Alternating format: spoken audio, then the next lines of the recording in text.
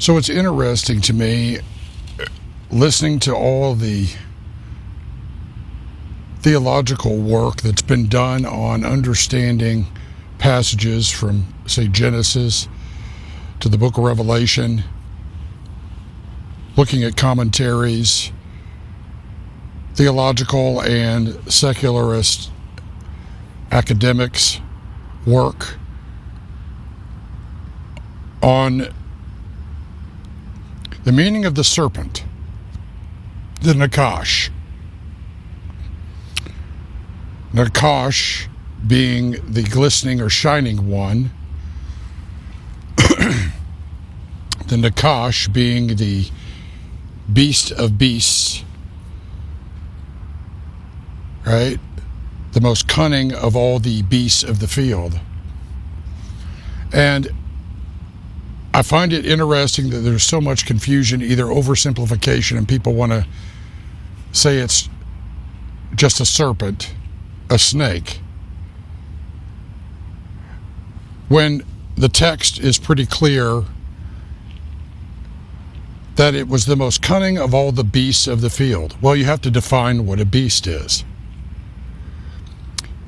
And the beasts are defined throughout the rest of Scripture. It's metaphorical language that's used for powers, principalities, empires, kingdoms, thrones, dominions.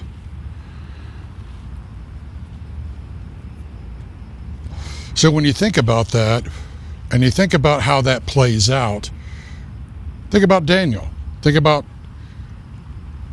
Nebuchadnezzar.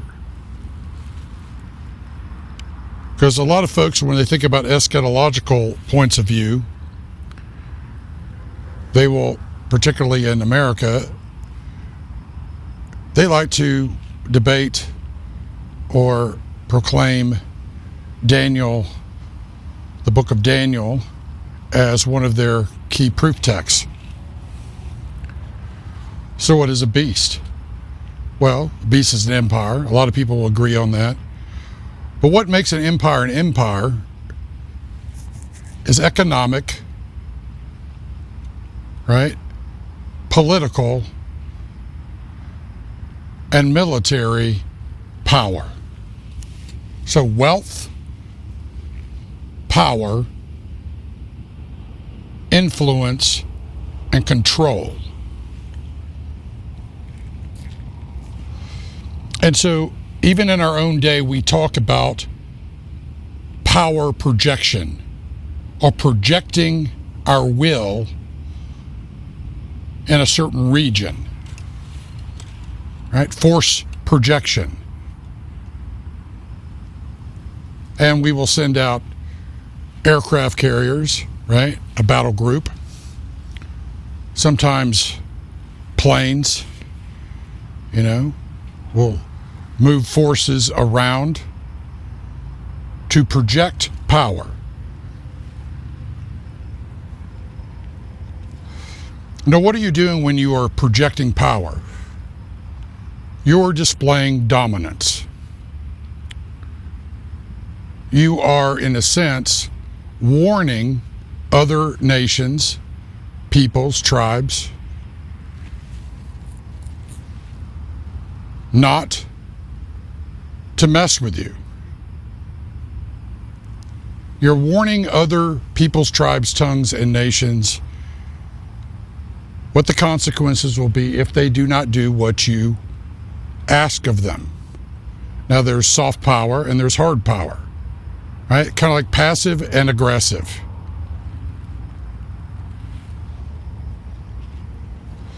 Diplomacy is a form of power projection.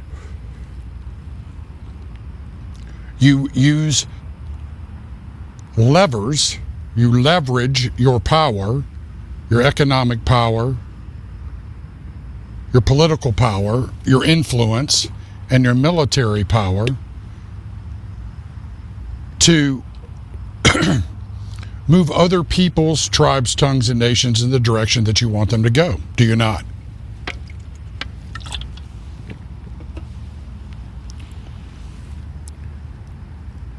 So when you think of beasts, and the beast being the most cunning of all the beasts of the field, the Nakash being the most cunning of all the beasts of the field,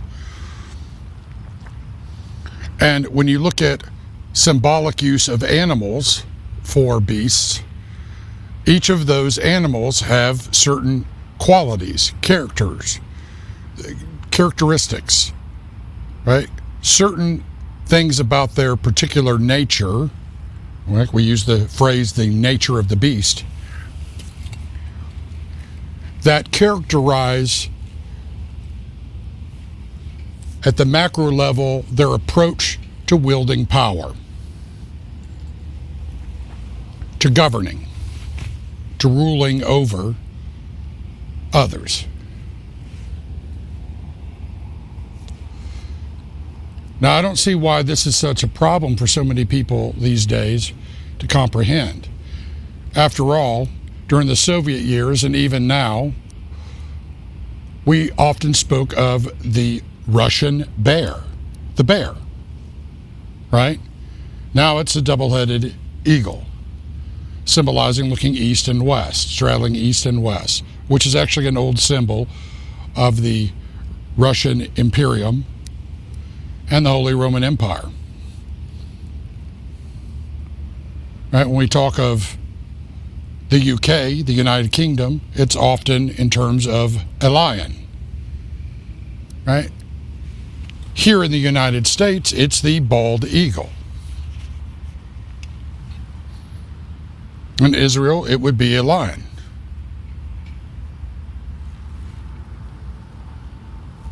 It's a form of macro heraldry, which encodes symbols, brings symbols together to represent a family, a tribe, a nation state, and to project power.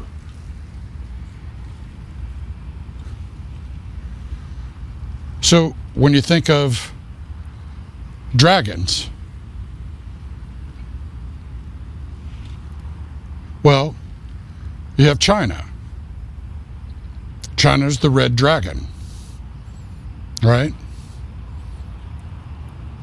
And they have many different kinds of dragons in the Far East, in Asia, but it's particularly something that is encoded into the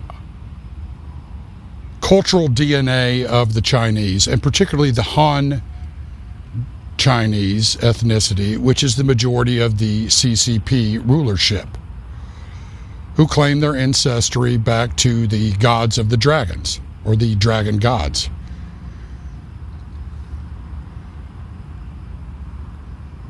Now, why am I bringing this up? Well, what is the nature of the Nakash, the serpent? It is the most cunning of all the beasts of the field. What is the nature of the beast? Well, it tells you. It's cunning, subtle, much more clever, deceptive. Now think about what I'm telling you. When you're projecting something, right? You're projecting something. A good way of putting it would be the spirit of something. You're projecting the spirit of something, the nature of something. So how empires have risen and fallen, the prevailing empires each had a nature. And as they rose, they would then project, and that includes spiritual powers and principalities at work that allowed them to rule. They would project power, including spiritual realities, upon the other nations. Not just the observable, and not just the tools of statescraft. They certainly used all those things: wealth, right? Economic power, influence, right? Military power.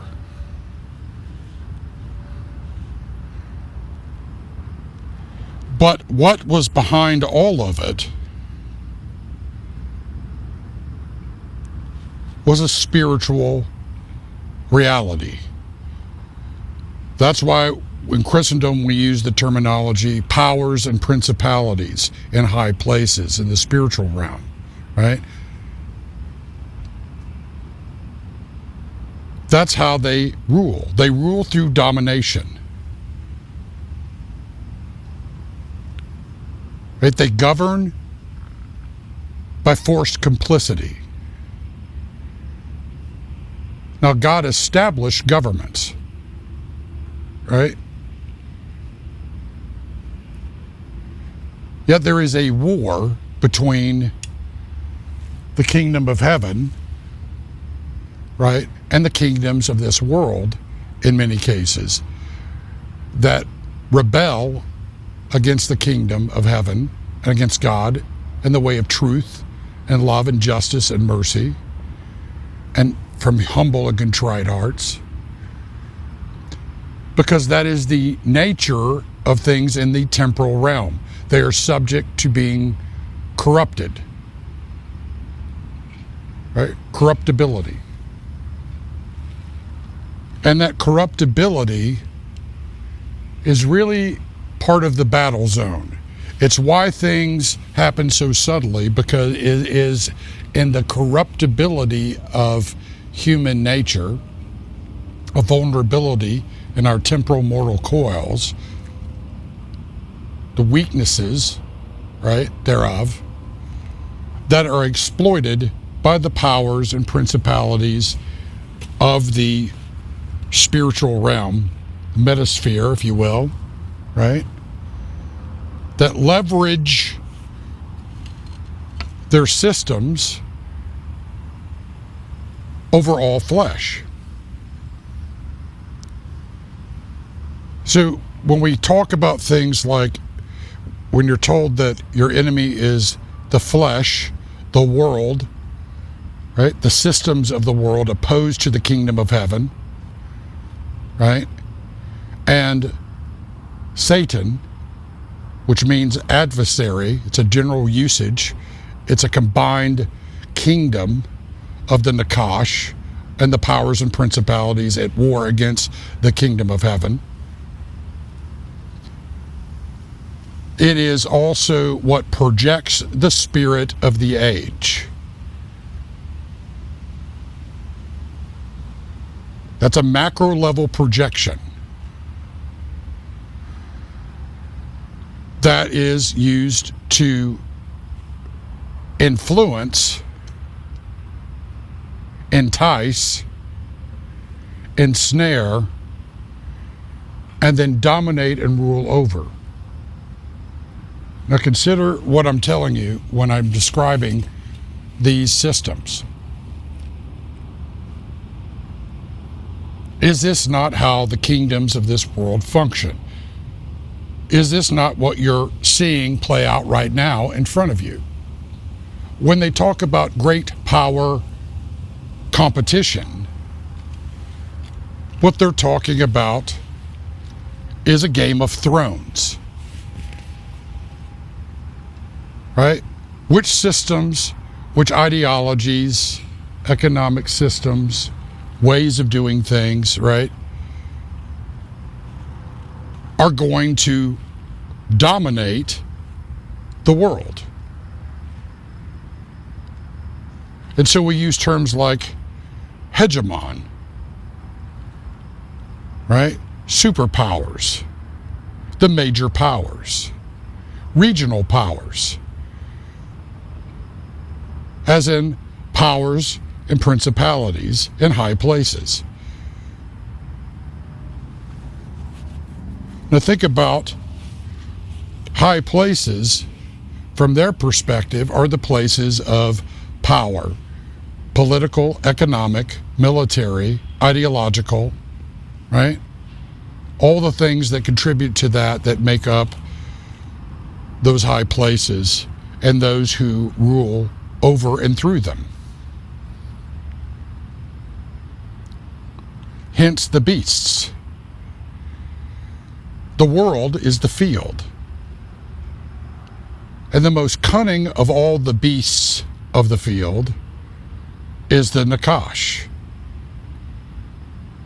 the serpent of old, the shining or glistening one. But all that glitters is not gold. And your adversary appears like an angel of light, but like an angel of light does not mean it is made of light. It simply reflects back in false light, the real light, to deceive and lure others away in deception and machinations and intrigues. It's the same thing that occurs between nation states and peoples and tribes and tongues and all that peoples, tribes, tongues, and nations create. That has characterized the way that your world has functioned since the fall of it. And death entered into it, and corruption entered into all of creation. And that has been the battle space ever since. Now think about everything that you create here, including your systems. Governmental, economic, financial, even your hard systems, right? The systems that make up your communications, your supply chains, right? Your transportation, logistics. All of these things are systems, they're ecosystems, and all of them are subject to entropy. They have to be maintained. They have to be taken care of. And that comes at a cost. It costs money to do that. It also takes manpower and knowledge to be able to build them, maintain them, and adapt them over time to meet the ever-changing conditions of a world that is chaotic and oftentimes in conflict. That's complexity. You see, everything here is subject to corruption. Everything that you build, everything that you use, and your own temporal bodies, your mortal coils, and even your own thinking. If it is based only on your five senses, your own wisdom, and your own works of your temporality. And what are nations, empires, corporations? What are all these things made out of? Well, first and foremost, they're made of people. The word corporation comes from the word corporeal, which means flesh. It takes on flesh. They act as many people acting as one body, one corporeal entity. We even use that type of language in legal speak when speaking about different organizations, right? Corporations, businesses, and governments. We call them entities. Now think about that. Where else is that word used? Entity. There's a reason why organizations of people take on a culture of their own. Right? We talk about corporate culture. Right? They're microcosms of a national culture or a global culture. They are also subject to corruption. Are you starting to see where I'm going with this?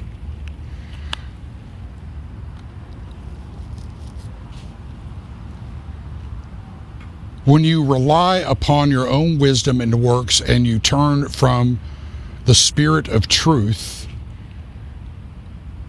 right? The divine logos, the living word of God.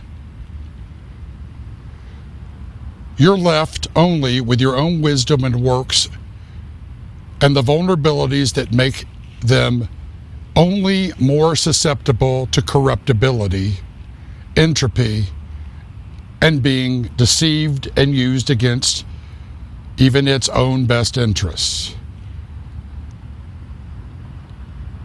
That's why all that is built here, the kingdoms of this world, are all temporary. They're not permanent because they cannot last beyond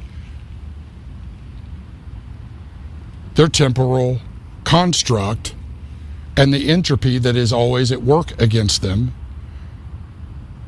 Just like you can go and see the ruins of empires and kingdoms all over the world that have slowly been reclaimed by the dust of the earth. From the dust they rose, and back to the dust they return in time. Sometimes sooner than later due to wars and destruction or natural calamities or both. That is the kingdoms of this world. That is why flesh cannot inherit the kingdom of heaven, because the kingdom of heaven is eternal. It is not made of nor sustained by temporal people, places, and things. It transcends it. But the systems of your world and the beasts thereof, well, let's look at their track record, shall we? Human history is a giant book of tragedies about how kingdoms rise and fall, peoples, tribes, tongues, and nations rise and fall, all because of the same things. They all fight one another for the same reasons. They all are trying to undermine one another and compete with one another for the same reasons. For control of resources, power, wealth, influence, control. That is what they all lust for.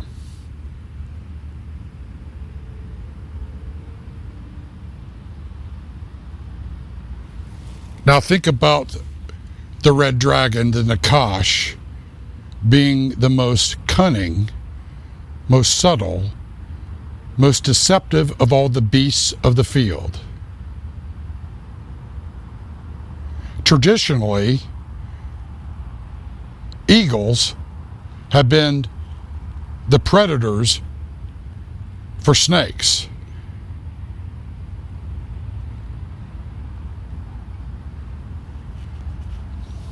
Now think about what I just said.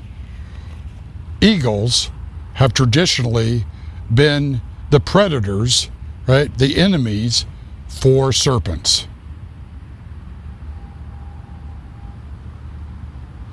The symbol of an eagle is also one of the first symbols in the Bible for the protection of God over his people. It goes back to the book of Exodus.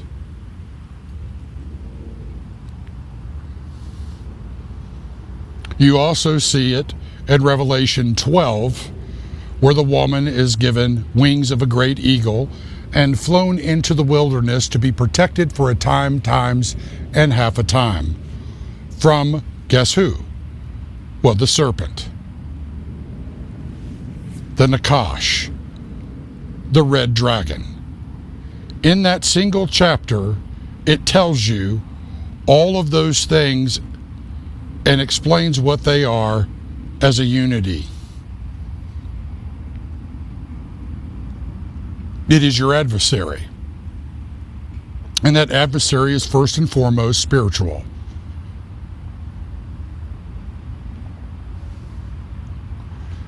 So I can tell when one nation or another is projecting itself upon us. It has a definitive spirit, a definitive nature, and it always comes with a set of accusations, slanders, temptations, lies, unique to the nature of the beast from which it's being projected from.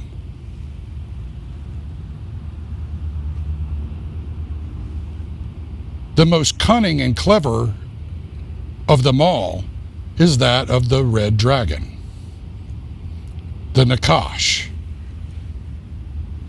Though its offspring is an amalgamation of all the other nations in league with it, and empires and organizations and peoples, tribes, organizations, corporations, right, governments. And they all share the same nature in variations. They have specialties, particular versions, right, of the same nature. And they're always corruptive, they're always deceptive, they're always slanderous, they're always accusational, and they're always trying to undermine others, particularly God's own people, and deceive, ensnare, entrap, make merchandise of, devour, and destroy.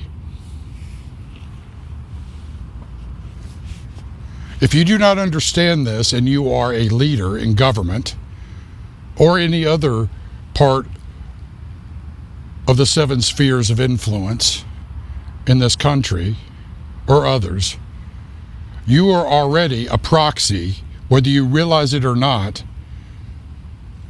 for the very things, right, that are out to destroy you. And that is the nature of the beast. That is why it's so cunning, so subtle, so deceptive, but also so tempting.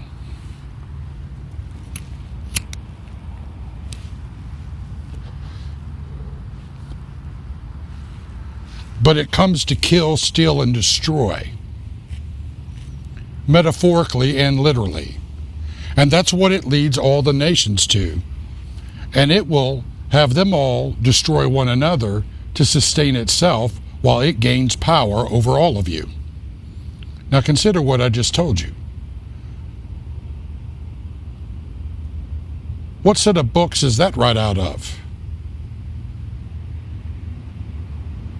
Is that not the 7 military classics of China?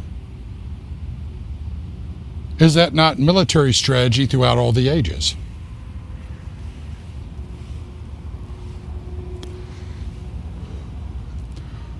You see, what people don't like to talk about is the beast in terms of how it uses its military, because it scares people.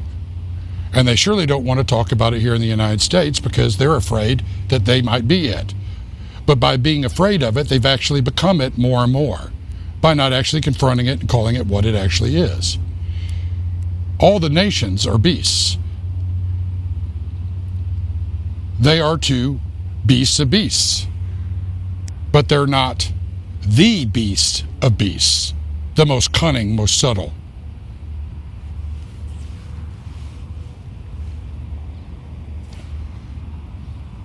But the first thing that the Nakash does is it sows the seeds of deception,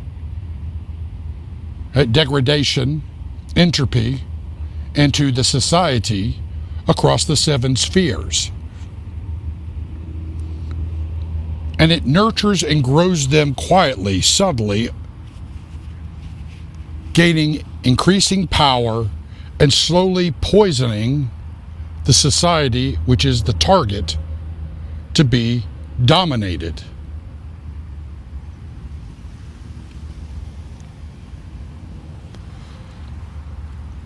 It is at once like a poisonous viper and a constrictor. It poisons slowly and then with a flood, and then attempts to devour and take over the entire culture in one giant gulp. Swallow it whole. That's the same language, by the way, we use for metaphors attached to the underworld, death and the grave, the mouth of the grave. Is it any wonder that how the beasts fight one another? It feeds the mouth of the grave through wars, through pestilence, right? Famine, all manufactured because of the wisdom and works of the flesh. The wisdom of leaders without vision, relying upon their own wisdom and works apart from the Spirit of God, the living Word. That's why we say where the leaders have no vision, the people perish. And where the people have no knowledge of these things, the people perish. Which is why the Nakash goes after that first in a society, to try to wipe it out, to try to silence, mitigate, control, and ultimately destroy it and wipe it out from the society across all the seven spheres. That is a domination system. That's how all the empires have ruled and tried to maintain control once they have been co-opted by the Nakash. That is why they rise and fall.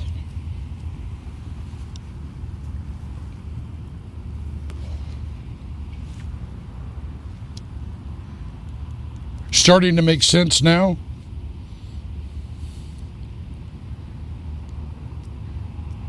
So now you know what beasts are.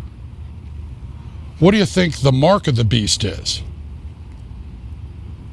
Because you can't understand what the mark of the beast is unless you actually understand what a beast actually is. Well, you were told not to be conformed to the image of this world, but be transformed, right, from the inside out by the living Word, the Spirit of truth, the Holy Spirit. That's why we use language like being born again. Being in the world, but not of the world. Because being of the world is the nature of the Nakash. It is at enmity, meaning its entities are at enmity against the kingdom of heaven. They are at war against it. They lust against it. From your own flesh to the world systems, to all that is behind it, ruling from the high places through powers and principalities in the seen and unseen realms.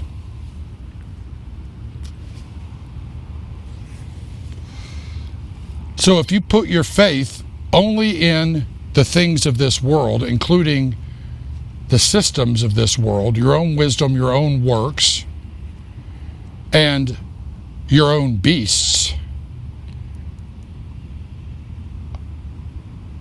you've corrupted all of them, made yourself vulnerable to all of them, in all of them, and you will fall. If all you serve here in the valley of the shadow of death, which is also the valley of decision, is the things of this world, and you live only for this world, you've adopted the nature of the beast. If you do things only the way that this world does them, you are in league with that very system.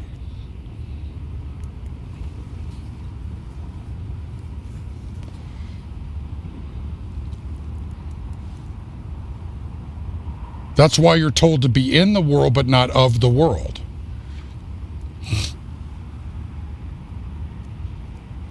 Does God raise up kingdoms? Yes, he does.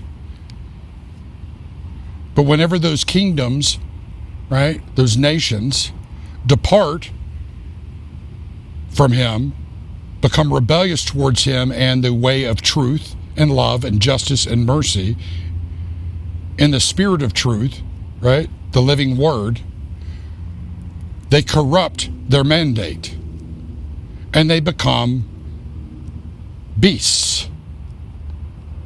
Not living creatures, but beasts. The beasts then go about trying to wage war against the people of God and the kingdom of heaven. They're using temporal means to fight a spiritual war in pride and arrogance. And what comes before a fall? Well, first, blindness. Blindness to your predicament. And then fear and confusion, and then chaos, and ultimately destruction. Do you understand what I'm telling you now?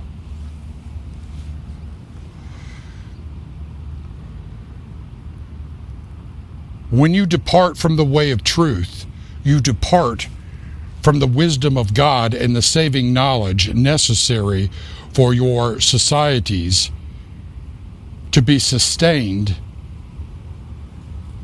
and overcome the evils of your day that each generation faces, thereby creating the conditions for your fall. Having sown the wind, you reap a whirlwind of destruction, which is exactly what the Nakash desires, because it wants you to go into chaos so it can feed its appetite at the grave. It sustains itself by devouring human flesh. Now, if you go back and you listen to some of my talks I've done recently and my older talks about the Shadowlands and the War of the Shadowlands, but also the outside in versus the inside out talks I did recently, I explained the micros of this and talking about your shadow. What was the curse God put on the serpent, the Nakash? That it would be all the days of its life, what? In the dust of the earth. What's in the dust of the earth? Your shadow.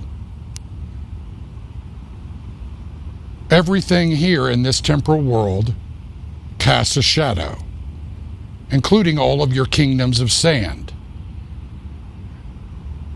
What gives your kingdoms of sand breath is the very thing the Nakash deceives you into waging war against, and that is the kingdom of heaven.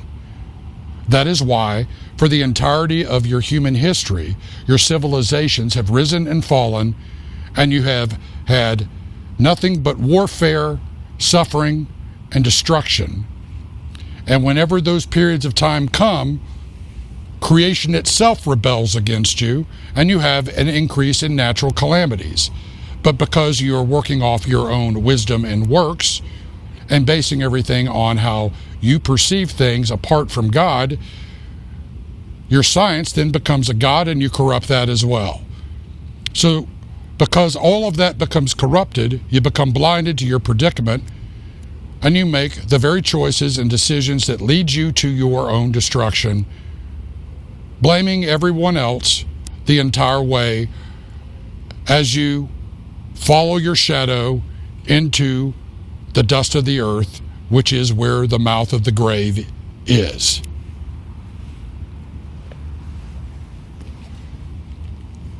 Now consider what I'm telling you.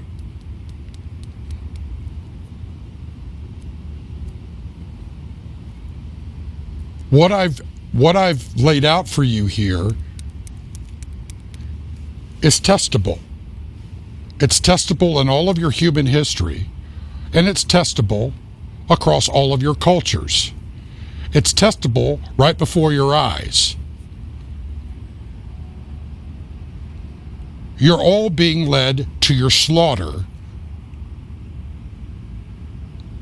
That's why you see the chaos occurring, the confusion, the lies, the cognitive warfare. The cognitive warfare all nations and all peoples are dealing with, right, are from the projections of their own beasts. They're denying their own culpability by projecting what they're guilty of, what they've done, what they're doing, and what they plan to do on everybody else. The same way people do that are in the lie, that have exchanged the truth for a lie and are living a slave to their own shadow, having been deceived and living only for the shallows of their mortal coils, being the flesh, the world, and all that rules from the land of the dead, on the dust of the ground, in the shadows. The shadow needs you to exist. That's where the deception is. That's where it cons you every single time, micro to macro. It's not the other way around. But you see, ever since the fall, that's been the big deception that has ensnared every single generation for thousands of years and destroyed every single empire and nation state ever to rise from the dust of the earth on the face of this planet. That is the age that is coming to an end. When we talk about the end of the age, it is the end of that operating system that has ruled this world with deception, with lies, with chaos, confusion, and fear. That is the battle that you are all in. And as I always say, you're in a war. As Trotsky once said, and I can't stand the guy otherwise, but I like his quote, you may not be interested in war, but war is interested in you. And as I often say to you, everybody's in that war, whether you like it or not. And in a war, there are but three kinds of people: soldiers, prisoners, and casualties. Which one are you, and in what and for whom are you fighting? Or are you dying for? Or are you living for? Or are you imprisoned for or to?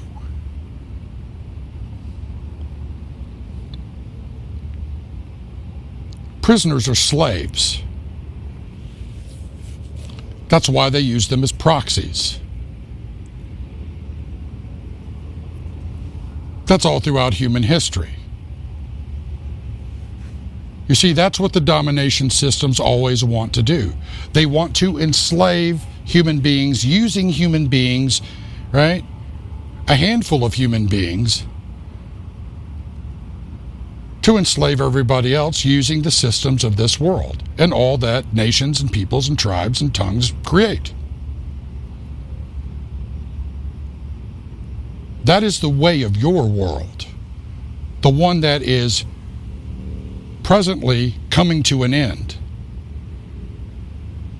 It's reaching its final chapter. In fact, it's been in it. It's reaching its conclusion.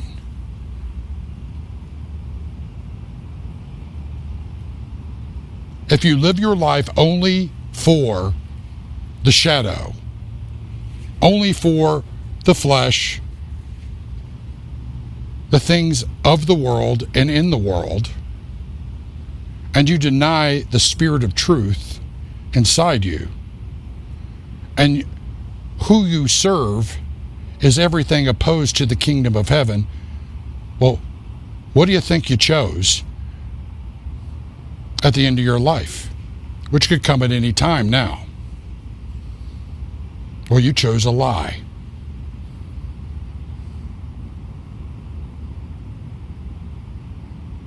If you base your identity on anything made of, by, and for the flesh and the temporal. You're in a lie. You're deceived.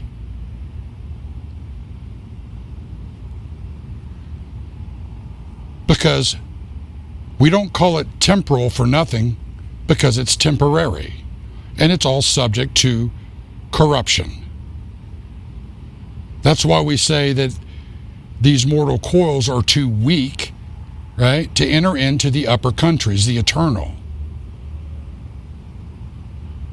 And if you deny the spirit of truth, well, that makes you a child of the father of lies. And from which you came, so too will you go. So think about that every time you see a shadow, especially your own. And remember what I'm telling you about the beasts and the beasts of the earth and the beast of beasts, the Nakash, the red dragon, the serpent, the glistening and shining one, which is your enemy, and the enemy of all humanity, and the enemy of all eternity, including all that you build here in the temporal. And remember, as it is for people, so too it is for nations.